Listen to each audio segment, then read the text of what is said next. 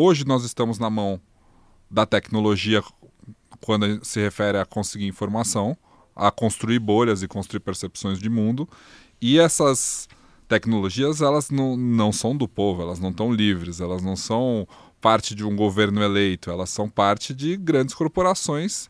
E hoje existe uma discussão muito forte, aí também tem a ver com aquele evento que eu fui, sobre qual que é o limite, né? Essa questão da inteligência artificial que está entrando e está produzindo conteúdo escrito e conteúdo em imagem, e em breve conteúdo em vídeo, em áudio e em teses e programação e novos aplicativos que são feitos com o comando de uma voz ou de um teclado, assim, novas soluções para a humanidade, né? Novas soluções para problemas que estão na mão de grandes empresas e que não são controladas pela gente. Qual que é o problema disso, então? Quando você anda no estado de São Paulo, você às vezes encontra bandeiras, né, no qual está escrito non ducor duco. Né? Você encontra isso na cidade de São Paulo, encontra em alguma cidade do estado em alguns momentos. A expressão latina que significa não sou conduzido, conduzo. A ideia do não sou conduzido, ela fica cada vez mais diminuta. Aquilo que se chama, né, de indução de um comportamento, de um pensamento, que em outros momentos a gente chamaria de fazer a cabeça de alguém. E aí vou usar o nome da pessoa que criou isso, um árabe chamado, né, dentro de algo que vai gerar a palavra algoritmo. Algoritmo, algarismo é o nome de uma pessoa. Né? Claro que hoje a gente usa a ideia de algoritmo. Mas se hoje ele é uma abstração dentro do campo da matemática e da informática, algoritmo, voltando ao nome da pessoa, né, que gerou esse tipo de pensamento há séculos, ele já foi encarnado em pessoas. Porque por trás da corporação tem pessoa. Pessoa jurídica é uma abstração. O que você tem são pessoas físicas. Então, embora haja uma grande corporação por trás, essa grande corporação ela não funciona, né, com vontade própria, mesmo que ela use inteligência artificial. Né?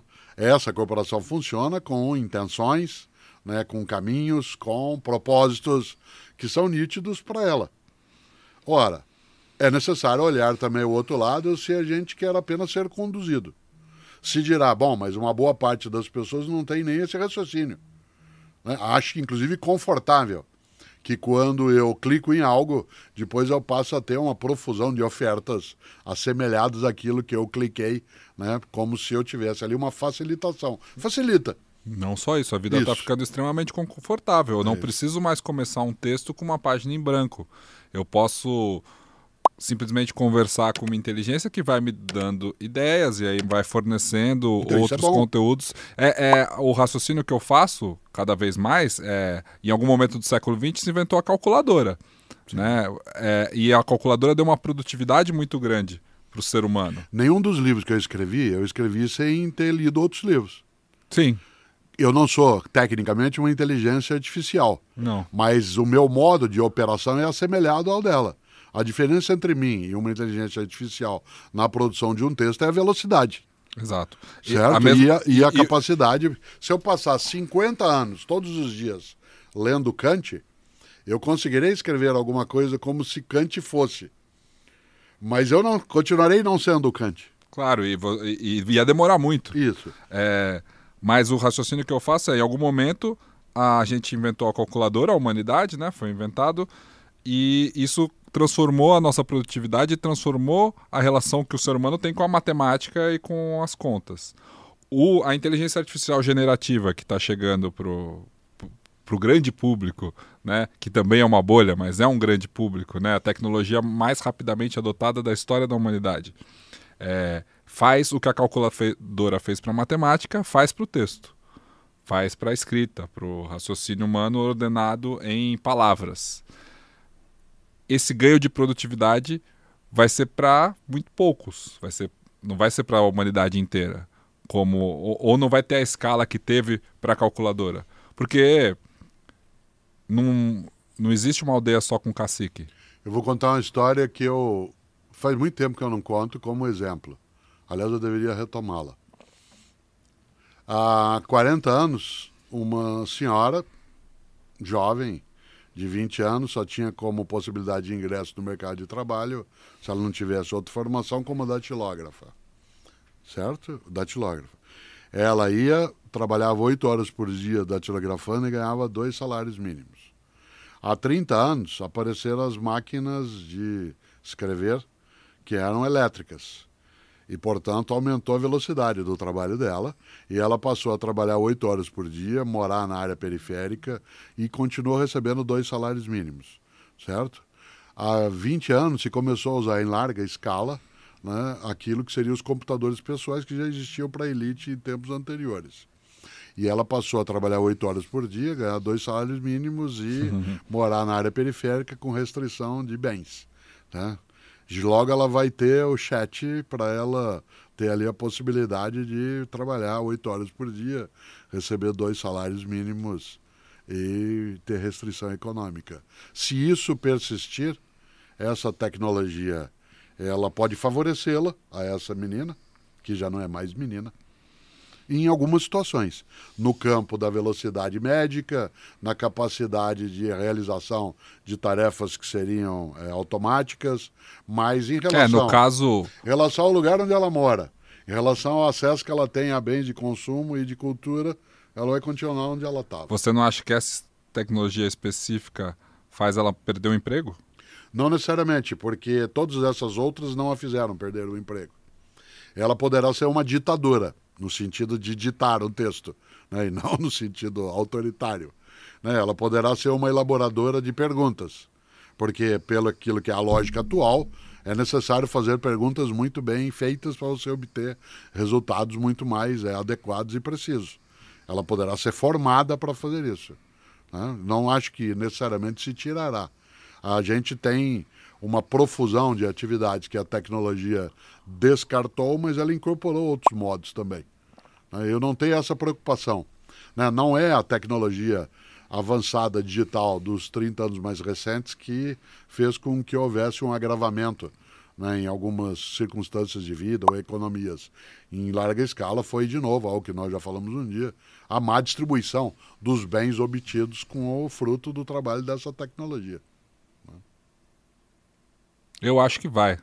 Eu acho que nesse ponto que a gente está agora vai ter uma ruptura muito grande, porque essa formação, se ela tiver, ela é restrita, ela exige um raciocínio mais complexo para você tirar da ferramenta exatamente qual que é a pergunta, e ela vai ser feita pelo dono da mais-valia. Ela vai ser porque o resultado entregue, ele não vai precisar porque ela faça as perguntas, porque ali já estará ele fazendo a resposta. Não dá para eu saber, né? Eu talvez, em termos da minha idade, eu não viverei essa circunstância.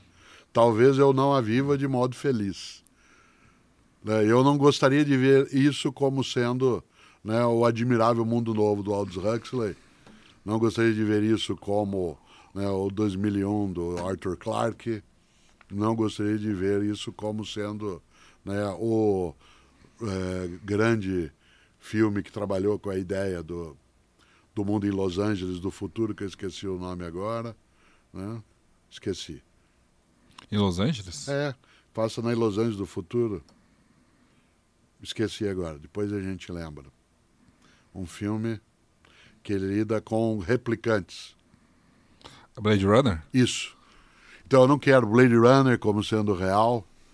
Essas distopias eu não as tenho como parte do meu desejo e horizonte. Agora, eu não descarto isso que você coloca. Isto é, que haveria, né, uma desqualificação daquilo que é o trabalho pessoal, ou... Você sabe uma coisa que foi falado também numa palestra que eu vi com o fundador do ChatGPT? Em algum momento a jornalista pergunta: então agora vocês estão contratando filósofos? Ele falou sim. No final das contas, a gente precisa fazer essas perguntas para a inteligência artificial.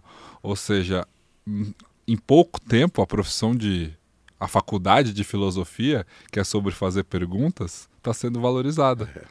Né? Que coisa louca para se pensar como futuro. Fora da bolha, talvez as pessoas ainda não tenham essa percepção. né, dentro do mundo que reflete sobre tecnologia, essa é uma possibilidade. A gente tem muitos poemas na história que lidaram com isso. O principal é o Aprendiz de Feiticeiro, né, do Goethe. Então, se a gente lembra o que é que isso significa, a gente pode escolher os caminhos.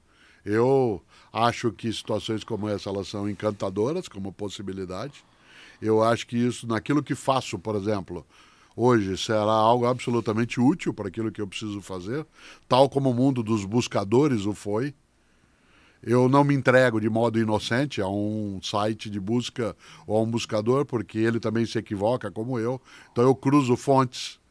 Eu tenho um estofo de conhecimento por conta, né, de estudo que me leva a ter desconfianças, mas eu não descarto de maneira alguma. Tá? Quando alguém diz assim, mas em breve, eu não sei se nós vamos ter uma conversa sobre tecnologia dentro da Grande Fúria. Deveria, né? Bom, se for, vamos voltar essa conversa num ponto. Quando se fala dos carros que andam sem motorista, do avião que será pilotado, aliás, hoje em larga escala, 80% do tempo né, sem que o ser humano intervenha, eu nunca me esqueço do meu susto quando cheguei na cidade de São Paulo, né, e peguei pela primeira vez um elevador que não tinha ninguém dentro. Isto é, que não tinha um ascensorista. Pode parecer estranho para quem tem 30, 40, 50 anos. Mas quando eu saí de Londrina, minha cidade, e vim pela primeira vez a São Paulo... Estourou a bolha?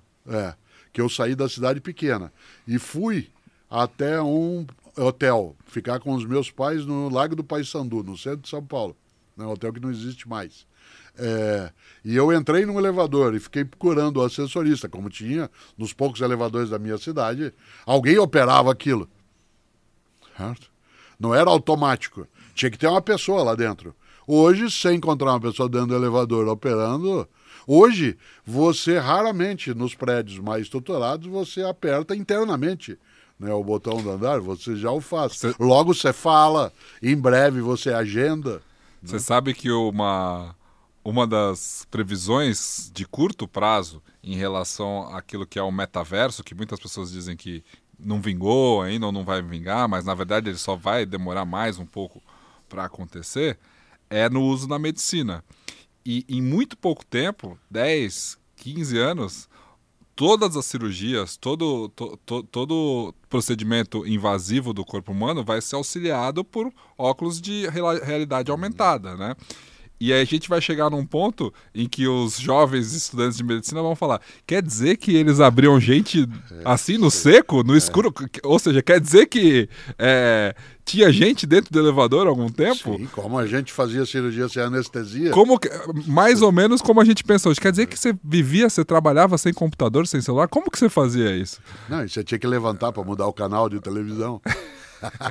Ou tinha que subir no telhado, né, para poder virar a antena se você quisesse pegar outro canal. É uma dúvida que eu tenho. Como que funcionava o mundo sem e-mail? Como que as pessoas... Como que funcionava o trabalho? Qual que era o ritmo? A gente se divertia mais, porque olha que coisa. No mundo em que as máquinas não tinham tanto domínio, a gente tinha mais tempo. Porque a gente tinha menos obrigações. Havia menos coisa para serem checadas. A nossa bolha, ela existia, mas ela não era determinada o tempo todo, né, por coisas independentemente de quem estava na bolha o tempo todo. Mas será que a gente era mais feliz? Não necessariamente. Né? Esse tipo de conceito ele dá passos, mas que né, algo engraçado imaginar que... Eram menos bolhas e toda a reflexão para trás... Você fica com a sensação de que era mais feliz, né? E esse também é um conceito que acaba pautando muito apreço pelo passado. Mas eu acho que a gente não tem lugar tanto muito confortável o passado. Né? Muito confortável. Ele é muito confortável, porque você primeiro pode, como a ciência afirma, inventar memórias. E a gente inventa memórias. Né? Todo mundo era mais novo, então as experiências, com o tempo, as experiências ruins vão ficando boas, né? E a gente cria memórias. Uma das coisas do Blade Runner é que uma das formas de identificar se alguém era replicante ou era humano é como é que era a memória dele. E aí se colocava um aparelho, um leitor de íris, né, uma câmera na frente da íris do ser que parecia humano, Uhum. para ver se ele era humano ou androide, replicante. E aí você começava a fazer perguntas sobre a vida dele. Como é que era a tua mãe? Como é que você brincava? Como é que era o jardim da tua casa? E dependendo do modo como a íris se movimentava, a máquina conseguia detectar se era real ou não. O que você está dizendo é que, né, pode ser que quando se termine de assistir o Blade Runner, a gente fique em dúvida se quem investigava os outros para ver se eles eram replicantes também não era um deles.